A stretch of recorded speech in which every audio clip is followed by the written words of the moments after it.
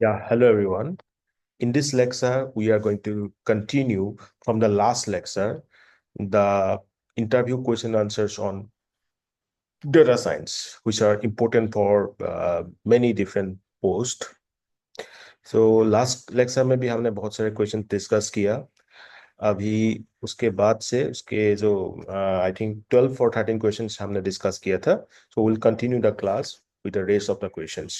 I am going to share a screen just 1 minute. Lecture में हमने confusion matrix हो गया आपका, then supervised and unsupervised learning, decision tree, and then confusion matrix तो बोल दिया। और then आपका ये बहुत important था, precision means we have seen that true positive divided by true positive plus false positive, while recall or sensitivity is true positive divided by true positive plus false negative. ठीक है, precision and recall का हमने definition देखा था। और जो आपका accuracy है, accuracy is equal to true positive plus true negative divided by all of them, true positive plus false negative plus true negative। Then bias and variance देखा। Bias अगर ज्यादा होगा तो अंडर फिटिंग होगा। बायस से बायस एक एरर है जिसके थ्रू एक्चुअली हम क्या करते हैं, बायस से हम सिंपल बनाते हैं, right. Well simple you can say consider as simplistic example, but इससे क्या होता है, आपका रिलेवेंट इंफॉर्मेशन मिस होने का संभावना है। सो अंडर फिटिंग होगा। और वेरिएंस से क्या होगा, एल्गोरिथम को हम क्या कर सकते हैं, कॉम्प्लेक्सिटी बढ़ाते हैं एग्जैक्टली ये एरर है due to too much of complexity in the learning algorithm. और ये अगर हाई वेरिएंस होगा तो ओवरफिटिंग हो सकता है। तो ये हमने देख लिया था, अंडरफिटिंग एंड ओवरफिटिंग। ठीक है, ये भी कंसिडर डिस्कस कर चुके हैं हम, overfitting and underfitting. Then cross validation discuss कर लिया था, के फोल्ड क्रॉस वैलिडेशन डिस्कस किया हमने, राइट। इपॉक डिस्कस किया था। Then eigen vectors and eigen values discuss किया था। Okay, python list and python tuple ये डिस्कस किया था। नाउ क्वेश्चन नंबर 12 से हम रिज्यूम कर रहे हैं। 12 नहीं, एक्चुअली 13 होना चाहिए। इपोक का क्वेश्चन नंबर मैंने पुट नहीं किया था, तो this is exactly question number 13। तो 12 क्वेश्चन ऑलरेडी हम डिस्कस कर चुके हैं। जिन लोगों ने अटेंड नहीं किया है, आपको ये लिंक मिल जाएगा, you go and attend that. Okay, so explain the concept of P value in statistical hypothesis testing. P value क्या है exactly? So a P value is the probability of obtaining test results at least as extreme as the observed results, assuming that the null hypothesis is true. ठीक है, तो क्या है P value? Exactly, you can consider as the probability of obtaining test results at least as extreme as the observed results. और हम क्या assume कर रहे हैं कि null hypothesis true. Now a law of P value typically less than 0.5, less than equal to 0.5, 0.05, that indicates the observed data is unlikely under the null hypothesis and leading to its rejection। तो ये p value है आपका। ठीक है, now ये question पूछ सकते हैं कि लॉ पी वैल्यू से क्या हो सकता है। लॉ पी वैल्यू का मतलब ये है कि observe data is unlikely under the null hypothesis leading to rejection, right. Then what is regularization in machine learning. Regularization क्या है एग्जैक्टली, ठीक है। So you know, regularization involves adding a penalty to the loss function to discourage complex models that might overfit the data, right। Common techniques L1 regularization है, जिसको हम लेचो भी बोलते हैं। It adds the absolute value of coefficients as a penalty term। तो penalty हम include करते हैं वो क्या है exactly, absolute value of the coefficient, इसको हम लचो भी बोलते हैं। And then L2 regularization, that is rich, it adds the squared value of the coefficient as a penalty term। तो L2 regulation आपका बायस और वेरिएंस दोनों को ही, दोनों के साथ ही डील करने के लिए यूज कर सकते हैं। और इसमें हम स्क्वार्ड वैल्यू ऑफ कोफिशिएंट को पेनल्टी टर्म मान के ऐड करते हैं। ठीक है, तो ये हो गया रेगुलराइजेशन। ओके, नाउ नेक्स्ट है आपका differentiate between bagging and boosting. Bagging and boosting को आप लोगों को मैंने लास्ट क्लास में भी बताया था, तो let's discuss again. Bagging stands for bootstrap aggregating, means combines prediction from multiple models trained independently on random subsets of the data. It reduces variance and helps prevent overfitting. Bagging का असल में concept ये है कि आप जो आपका data set है उसका डिफरेंट सबसेट ले लो, दरअसल को आप डिवाइड करके बहुत सारे सबसेट कर लिए, और ये सबसेट में आप अपने जो मॉडल्स आपने सिलेक्ट किया है, मल्टीपल मॉडल्स, इसको ये रैंडम सबसेट्स में ट्रेन करो। ठीक है। इसके बाद आप अगर रिग्रेशन के लिए कर रहे हो तो एवरेज लेना, और क्लासिफिकेशन के लिए कर रहे हो तो आप वोटिंग लेके हमें एग्जैक्ट वैल्यू कंसीडर करना है। ठीक है।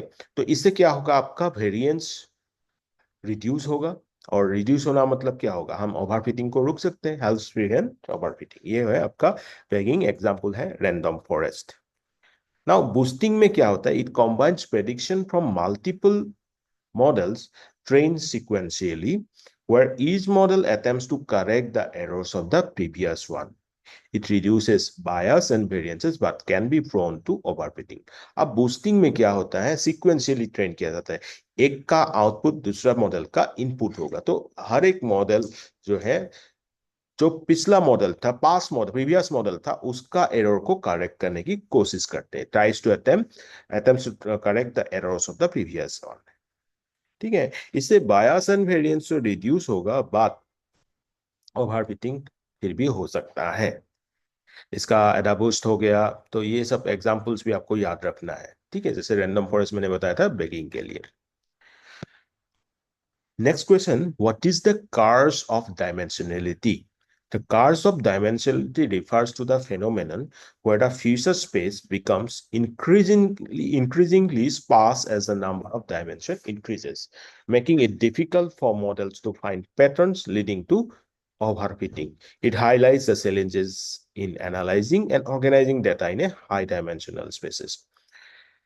तो जो कर्स ऑफ डायमेंशनलिटी है, ये एक ऐसा फेनोमेना है जहां पे फीचर स्पेस बहुत बड़ा, बहुत इंक्रीज हो जाता है, क्योंकि जैसे ही आपका नंबर ऑफ डायमेंशन इंक्रीज होता है तो फीचर स्पेस बढ़ जाता है, और इससे हमें पैटर्न को मॉडल करने में प्रॉब्लम होगा, और इससे आपका ओवरफिटिंग हो सकता है, राइट।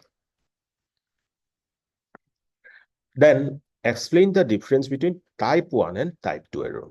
टाइप 1 एरर को हम फॉल्स पॉजिटिव, टाइप 2 एरर को फॉल्स नेगेटिव बोलते हैं। टाइप 1 एरर का मतलब है rejecting the null hypothesis when it is actually true.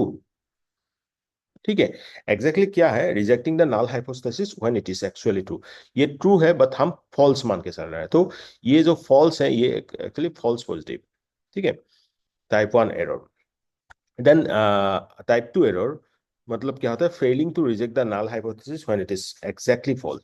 Type 2 error का मतलब होता है नल हाइपोथेसिस को रिजेक्ट नहीं किया है बल्कि वो एक फॉल्स था। और टाइप 1 में क्या होता, नल हाइपोथेसिस एक्चुअली ट्रू था बट ये फॉल्स मान के हम जान रहे हैं, मतलब मान रहे हैं। ठीक है। तो type 1 error and type 2 error, type 1 error and type 2 error. ठीक है। Then what is the central limit theorem, CLT? Central limit theorem states that the sampling distribution of the sample mean approaches a normal distribution as the sample size become large, regardless of the original population distribution, important for inferential statistics.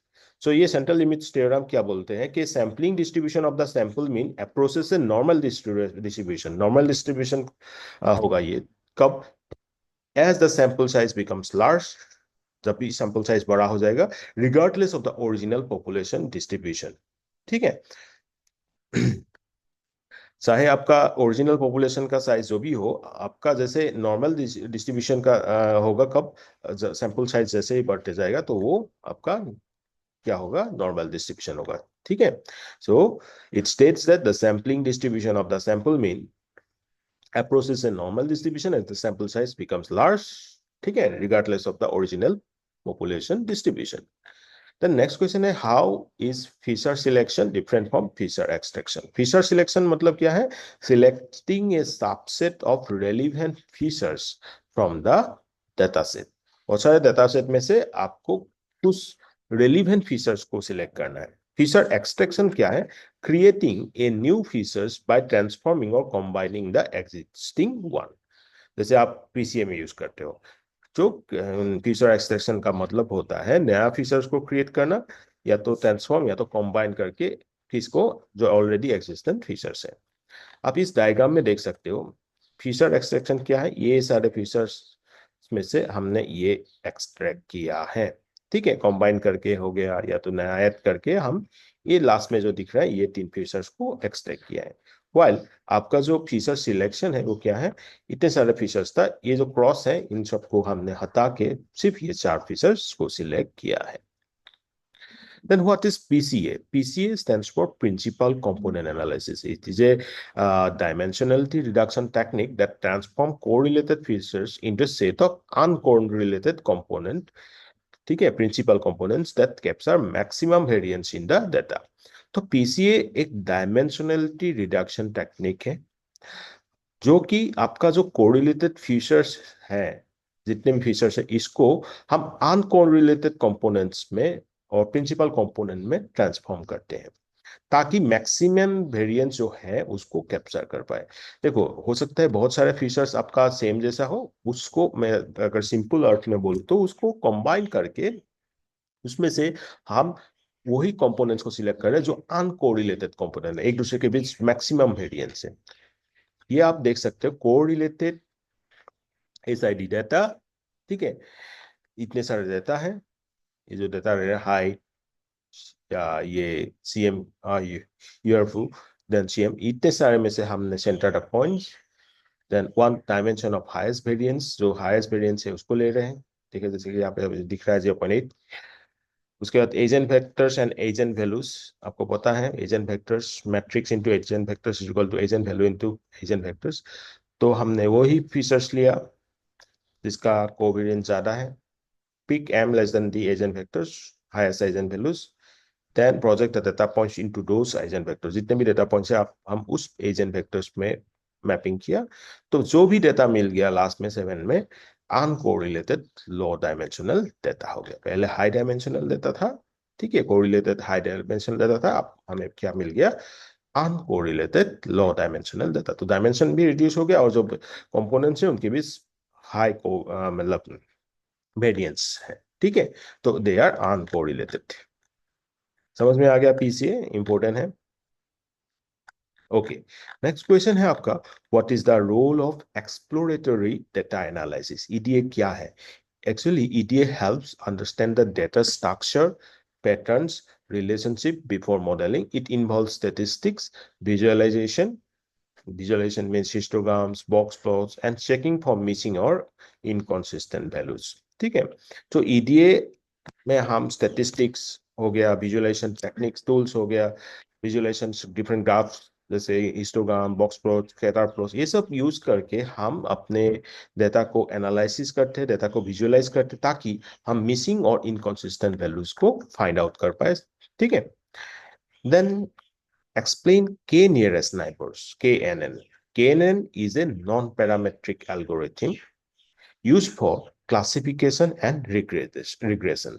It predicts a data points level based on the majority of its k nearest neighbors in the feature space.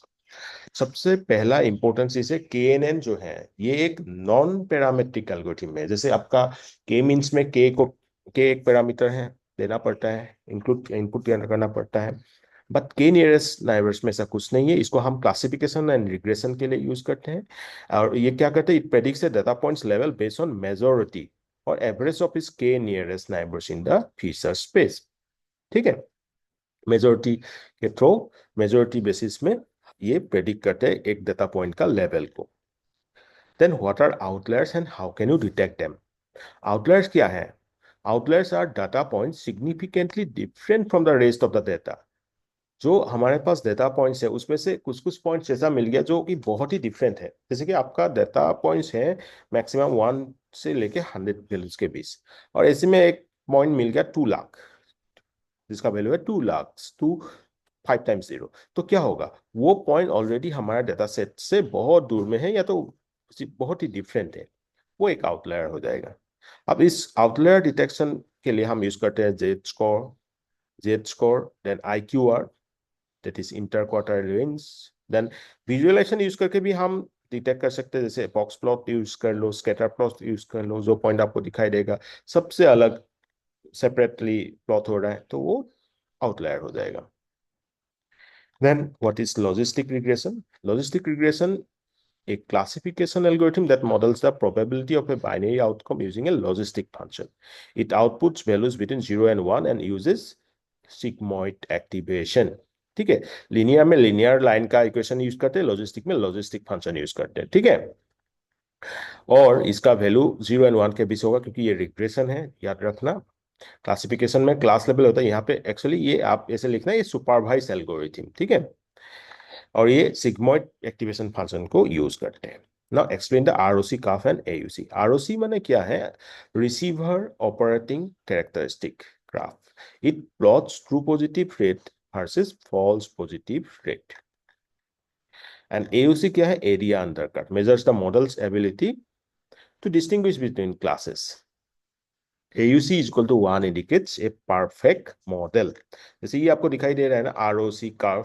ठीक है, जैसे इस side आ रहा है, ये जो दिखाई दे रहा है मेरा मेरा माउस कर्सर, ये इतना ऐसा यहाँ इस साइड आएंगे तो वो वर्स होगा और इस साइड जाएंगे तो बेटर होगा. Right, true positive rate versus false positive rate.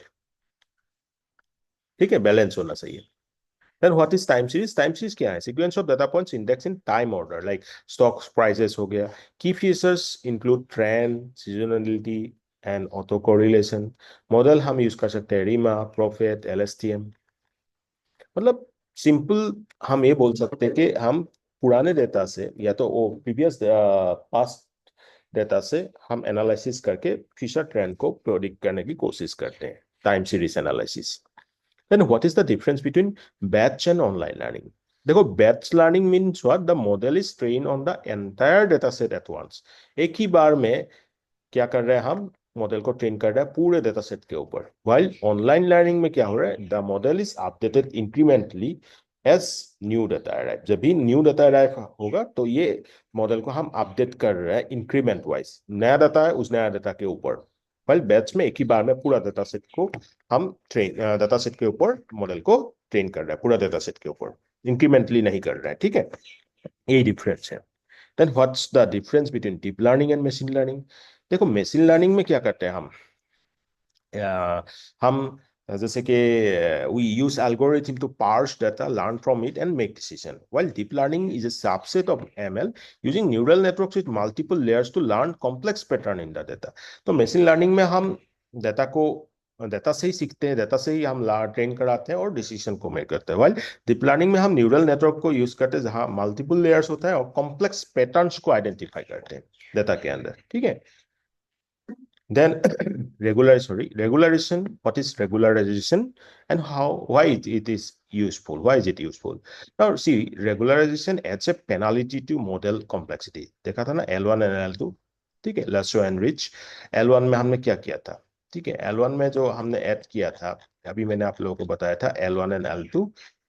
Just को दिखा देता हूँ फिर से. देखो, L1 में हमने क्या किया, वो जो कोफिशिएंट का एब्सोल्यूट है ये पेनाल्टी टर्म इंक्लूड किया था, इसको लेसो बोलते हैं. और L2 में हमने कोफिशिएंट का स्क्वायर वैल्यू को पेनाल्टी टर्म के थ्रू, मतलब पेनाल्टी टर्म हिसाब से ऐड किया था. ठीक है, यही हो गया आपका L1 L2 के बीच difference.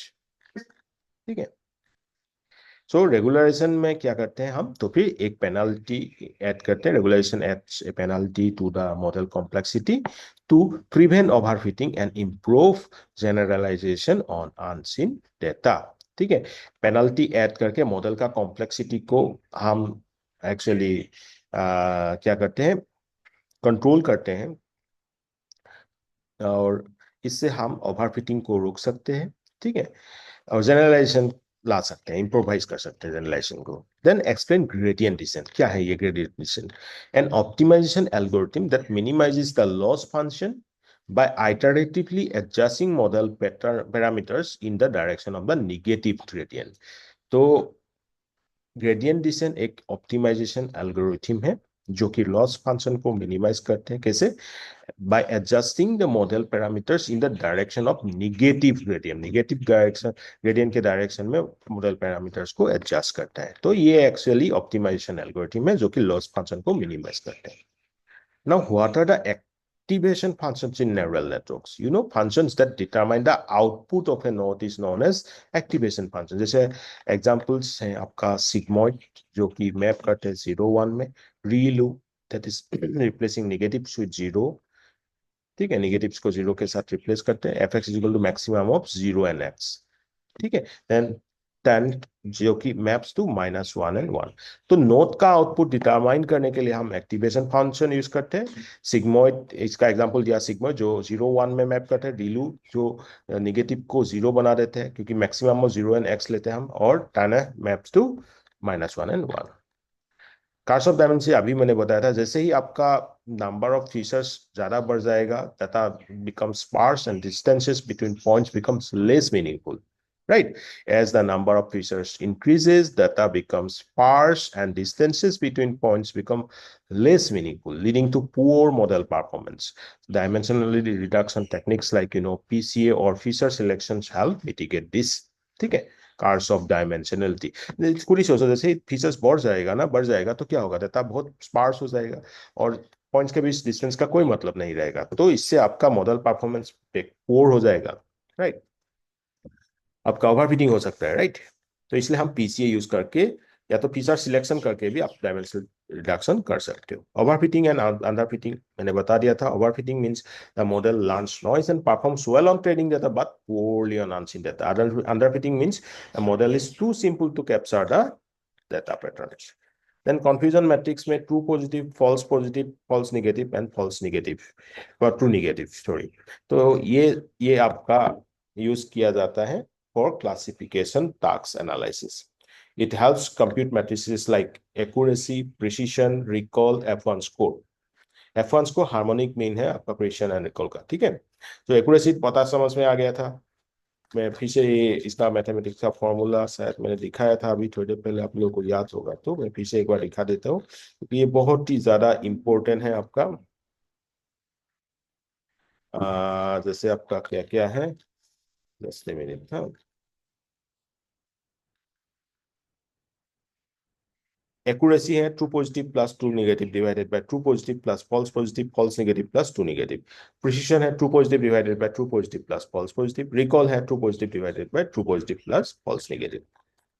Please remember this formulas,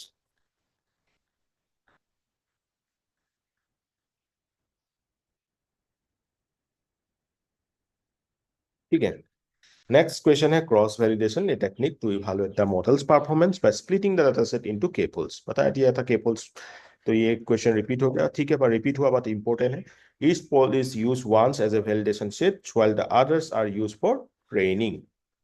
then difference between bagging and boosting. Bagging में क्या करते थे हम, बैगिंग में हम डेटा सेट को डिवाइड करके सब सेट के ऊपर डिफरेंट मॉडल्स को ट्रेन करके उसका एवरेज लेते थे। Reduces variance by training model in parallel, as for example random forest. Boosting में reduces bias by training model sequentially and giving more weight to misclassified data, ठीक है। एक का आउटपुट, एक मॉडल का आउटपुट दूसरे के लिए इनपुट होगा और दूसरे के लिए इनपुट होगा, और वो क्या करेगा, जो प्रीवियस मॉडल का एरर को मिनिमाइज करने की कोशिश करेंगे। Then what is random forest? An ensemble method that builds multiple decision trees and merges their outputs to improve accuracy and reduce overfitting. तो रैंडम फॉरेस्ट एक बैगिंग मेथड है, ठीक है। इन सबको हम एंसेंबल टेक्निक बोलते हैं। देन नेक्स्ट क्वेश्चन है what is a kernel trick in SVM? Kernel trick. It enables SVM to operate in a high-dimensional space without explicitly transforming the data using kernel functions like polynomial or RBF. Kernel tricks. ठीक है? It enables SVM to operate on a high-dimensional space without explicitly transforming the data using kernel functions like polynomial or RBF. बहुत important है ये. Then different types of sampling methods में आपका random sampling हो गया, stratified sampling हो गया, cluster sampling हो गया, सिस्टमेटिक सैम्पलिंग हो गया। तो ये हम सैम्पलिंग मतलब पूरा डेटा सेट में से सैंपल्स बनाने के लिए हम यूज करते हैं, ठीक है।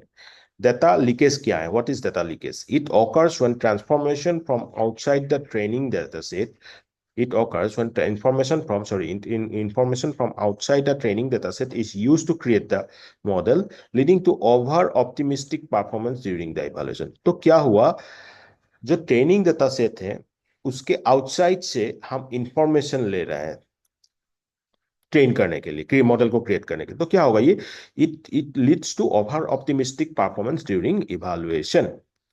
नाउ L1 एंड L2 मैंने अभी बता दिया था. L1 लेशो है, L2 एल रीच है.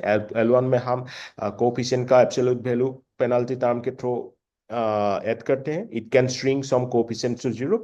L2 में add square of coefficients shrink coefficients smoothly but does not set them to zero. तो L1 में कोफिशिएंट का एब्सोल्यूट वैल्यू और L2 में square of the coefficient use करते हैं. L1 में कोफिशिएंट स्ट्रिंग भी हो सकता है, जीरो भी बन सकता है, बट L2 में स्ट्रिंग नहीं होता है, जीरो नहीं होता है. ठीक है. What is the bias variance trade off? Bias आपको समझ में आ गया था कि error due to simplifying assumption, variance error due to model complexity. एक सिंप्लीफाई करने से मिल रहा है एरर और एक मॉडल कॉम्प्लेक्सिटी बढ़ने से मिल रहा है. तो एक good model balances both to minimize total error. Now difference between structured and unstructured data. Structured data माना क्या होगा, tabular data with rows and column. Unstructured data मतलब टेक्स्ट, इमेजेस, ऑडियो, वीडियो, ये सब हो गया. And what are recommender system? Styles system that suggests items to users based on collaborative filtering, content-based filtering, hybrid methods. Now, what is ensemble learning? Now, ensemble learning क्या है? बहुत सारे model को combine करके प्रेडिक्शन परफॉर्मेंस को improve कराता है. जैसे बेगिंग हो गया, बूस्टिंग हो गया, स्टैकिंग हो गया. NLP क्या है? What is NLP and how it is use in data science? See NLP मतलब नेचुरल लैंग्वेज प्रोसेसिंग, जो कि आपका टेक्स्ट एनालिसिस के साथ डील करते हैं. लैंग्वेज मॉडलिंग, ट्रांसलेशन, ये सब में यूज करते हैं हम. Techniques include tokenization, POS tagging, using model like BART, GPT, ये सब यूज करते हैं हम NLP में. Now explain the role of SQL in data science. SQL हम सबको पता है हम क्या क्यों यूज करते हैं. स्ट्रक्चर्ड क्वेरी लैंग्वेज, हम query and manipulate structured data के लिए यूज करते हैं. perform joins, aggregation, filters and interface with databases like MySQL, PostgreSQL, SQL. Now what tools and libraries do we use for data science? Python use करते हैं हम. Python में बहुत सारे libraries है, like NumPy है, Pandas है, Matplotlib है, scikit-learn, TensorFlow, Keras, ये सब Python का library हम यूज करते हैं. और R, SQL, Jupyter Notebook, Google Colabs, ये सब आपका प्लेटफॉर्म हो गया. ठीक है. Then how do handle missing data, एक क्वेश्चन पूछ सकते हैं. तो हम drop rows and columns fill using mean median mode. जब भी मिसिंग वैल्यू मिल गया तो वो आइदर हम वो रो या कॉलम को ड्रॉप भी कर सकते हैं, नहीं तो हम मीन मीडियन मोड के थ्रू उस वैल्यू को डील कर सकते हैं. मतलब उसमें वैल्यू पुट कर देंगे मीन मीडियन मोड. और use imputation like KNN imputer, or use algorithm that can handle missing values like XGBoost. Now, how do you choose an evaluation matrix? Evaluation matrix देखो, अभी हमने क्या क्या देखा था. बहुत सारे एक्यूरेसी देखा था, प्रिसीजन देखा था, रिकॉल देखा था. ठीक है. तो ये प्रॉब्लम टाइप के ऊपर डिपेंड करता है कौन सा यूज करोगे. जैसे रिग्रेशन हो गया था, आप यूज करोगे MAE, mean square error, MSE. ठीक है. Root mean square error, RMSE, R square, ये सब यूज करोगे रिग्रेशन के लिए. वाइल क्लासिफिकेशन के लिए आप क्या यूज करोगे? एक्यूरेसी यूज करोगे, प्रिसीजन यूज करोगे, रिकॉल यूज करोगे, इनका harmonic mean that is F1 score use करोगे. ROC जो ट्रू पॉजिटिव फॉल्स पॉजिटिव, ये सब के भी ट्रेड ऑफ को देखने के लिए ROC AUC देखोगे, यूज करोगे. ठीक है. Then imbalanced data focus on precision, recall and F1 score. Then next ये पूछ सकता है आप लोगों को, आप अगर ये फैकल्टी पोजीशन के लिए अप्लाई कर रहे हो, ट्रेनर के लिए अप्लाई कर रहे हो, तो आपको पूछ सकते हैं कि why should we hire you for this faculty position in AI data science. एक पर्सनल होगा, ये आप अपना इम्पोर्टेंट अपना आंसर दे सकते हो, बट मैं एक सैंपल दे के रखा हूँ यहाँ पे. I bring a strong foundation in both theoretical and applied aspects of data science and AI. My research experience, familiarity with tools and real-world projects, and passion for teaching will allow me to contribute meaningfully to the department and mentor students effectively. I am also aligned with interdisciplinary collaboration and curriculum development, and which I believe are vital into this AI-driven academic ecosystem. तो simple meaning में ये है कि मेरा जो experience है, theoretical and research experience जो भी है, that actually in line with our means data science positions, right? Either it is faculty or whatever. So I can, as I have dealt with many projects, so I can mentor the students very effectively. And मैं interdisciplinary collaboration किया हूँ बहुत अलग अलग department के साथ, तो this is okay, very good thing that I can use this quality of mind when I got selected to your institution. तो ये 50 क्वेश्चंस मैंने डिस्कस किया। इसका सारे क्वेश्चंस इंपॉर्टेंट है, उसको रिपीट भी इसलिए हुआ था, जो रिपीट है बट थोड़ा अलग टाइप से आपको पूछते हैं, ठीक है। इसमें अगर कोई डाउट हो गया तो प्लीज आस्क मी, ठीक है। So that's all for today, thank you.